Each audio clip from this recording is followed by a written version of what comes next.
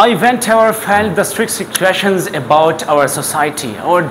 damaged society and its weakness. I felt immediately the strictly need to improve their skills and to teach about the English. And now I have announced this British English Language Academy in the Ghalamandi Rahman Baba Hostel, Bنوں. So therefore you should to admit your child, son, daughter or any else your siblings in this institute.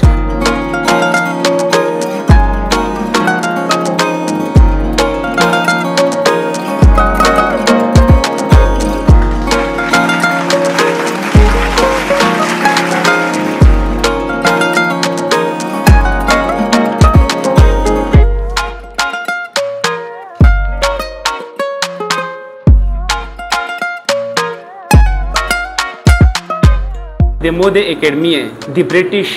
انٹرنیشنل انگلش ادغه افتتاح وشلا او ادغه افتتاح میر الحمدلله باباجی می د الله پاک سره د ټوله والدین جامدای لري اد په لوس مبارک سره مکمل کریډیشن مدته ورک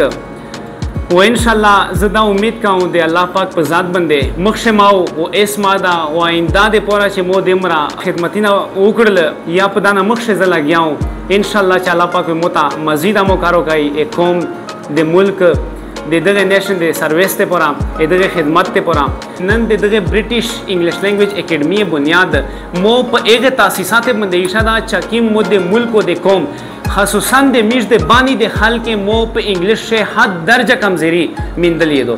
دغه په وجه باندې مو دا سوچ کو چې زه چې ان شاء الله سره ماستر کمپلیټ کړم د ماستر نه فورا بعد نن د الله پاک په فضل سره الحمدلله د خدای پاک نه ډیر زوت روزي الله پاک ته مو ته د قوم د خدمت مزید د خدمت کول مکارو کو چې نن مو الحمدلله زون د پورا په خپل نوم باندې د برټش انګلیش لینګویج اکیډمي زون ته ویسلا او د الله پاک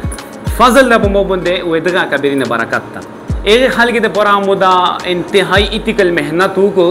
چې کیم خلک غریب دی او انګلیش ته تبا کړي خو دی بالکل چې کیم دی اکونومیکل سټیټس دی انتهایی لو دی انتهایی ویک دی ان شاء الله ویلکم زوتم یې نن ارتلای شي سبوت ارتلای شي او اني ټایم ز ان شاء الله ویلکم وتم په خپل کې ډیر وخت نه ځخه شوې د شي او خدای پاک ته توها مونږه خاصول لري چې ځکه تعلیم نه کوي ولای دا خدای پاک ته نه خاصول لري چې زه په دا ډېر خواهش یو داسې ورځ خدای راوسته چې مو بچای په حال کې ته سبق وي مو ته ورځ یو دیری چې مو د اسکول ته به کالج ته مې لوژو وی چې داسې وخت راغی چې مو بچای وا فلاحي چار کوي تو خپل بچیون د برټش انټرنیشنل انګلیش سپیکینګ اکیډمي چې تیمه په داسې داخل کې امید ده چې څنګه وی چې مو بچینا داسې انسان داسې شخصیت جوړ دی شي تو بچو نه جوړ دی شي